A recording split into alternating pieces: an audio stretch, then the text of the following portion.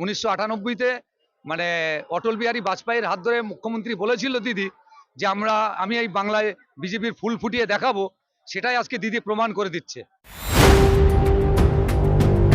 ক্ষমতা দিয়ে এটা করব সেটা করব করতে করতে লাস্টে দেখা যাচ্ছে আমাদের মসজিদ, মাদ্রাসা, ভিটে বাড়ি, আমরা মারা গেলে মুসলিম যেখানে মাটি দেওয়া হবে সে পর্যন্ত কেড়ে নিচ্ছে এবং কেন্দ্র সরকার এইগুলো কেড়ে নেওয়ার ব্যবস্থা করছে আর এ সহযোগিতা করছে, দিদি সহযোগিতা করছে।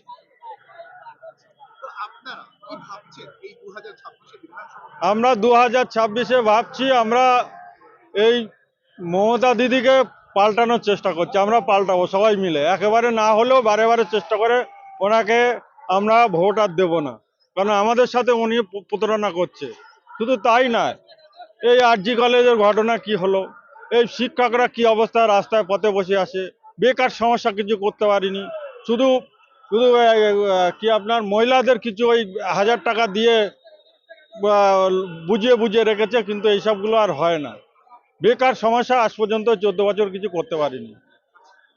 মুসলিম সমাজের সবচেয়ে বেশি আমরা দেখতে পাই তারা ভিন রাজ্যে যাচ্ছে কাজ করছে, আমাদের পশ্চিমবঙ্গে কর্মসংস্থান ব্যবস্থা কিছু করতে পারিনি এবং এই যে ভিন্ন রাজ্য কাজে যাচ্ছে এবং গিয়ে তারা যে প্রতিটা রাজ্য গিয়ে ধরুন আপনার উড়িষ্যাতে গিয়ে বা বিভিন্ন জায়গায় গিয়ে ওরা এই গণ্ডগোলে বাঙালি বলে মার খাচ্ছে, খেয়ে তার যে প্রতিকার করবে তাও মোটামুটি আজ পর্যন্ত কিছু করেনি বা তাদের পিছনে মুর্শিদাবাদ থেকে আরম্ভ করে যাবিত যারা বাইরে কাজ করছে তাদের কোনো সুরক্ষা বা সুরাহা নেই।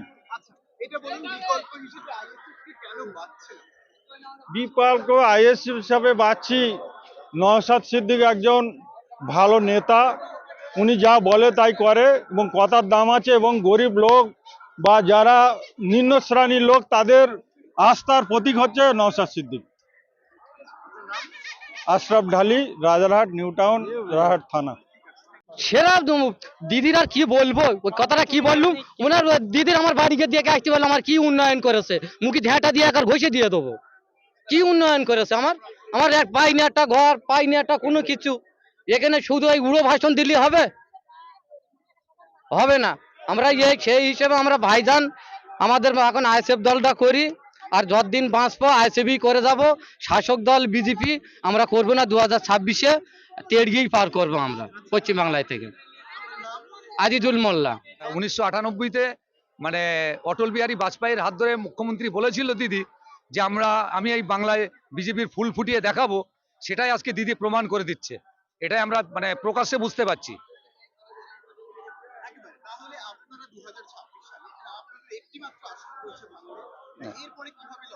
শুনুন, আমাদের একটি মাত্র আসন ভাঙড়ে রয়েছে। এই ভাঙড়ে একটি আসনের জন্য অভিষেক বন্দ্যোপাধ্যায় ওখানে যেয়ে বলছে যে এখানে 30টা আমাদের আছে, একটা আছে মানে টোটাল 31টা, তো একটা নওশাদ সিদ্দিকীর সিট, এটাও আমরা চাই। যেহেতু বিজেপির কাছে কিন্তু একটা সিট অভিষেক বন্দ্যোপাধ্যায় চাইনি, চেয়েছে কোথায়, নওশাদ সিদ্দিকের ওই একটা সিট। তো একটা সিটের মানে লক্ষ্য অভিষেক বন্দ্যোপাধ্যায়ের কেন?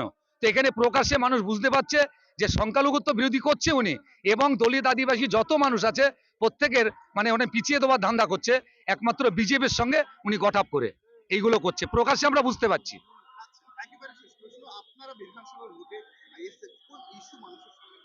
শুনুন, আমাদের বিধানসভা ইস্যু আমাদের মেন ইস্যু হচ্ছে যে এই এসআরআই সম্পর্কে এবং যে ওয়াকফ সম্পর্কে যে কাজটা দিদি বলেছিল যে আমার জীবন থাকতে, এক ফোঁটা রক্ত থাকতে ওয়াকফ মানে আন্দোলন মানে ওয়াকফ আমি পাস করতে দেবো না, সেইগুলো সব এক এক করে ঠিক প্রতি পদক্ষেপে মানে একদম প্রতারণা করে ধান্দা মেরে বিজেপির সঙ্গে গঠাপ করে সবটাই পাস করে নিচ্ছে। এতে করে আমরা প্রকাশ্যে সবকিছু বুঝতে পেরেছি। আমার নাম শরীফুল মন্ডল।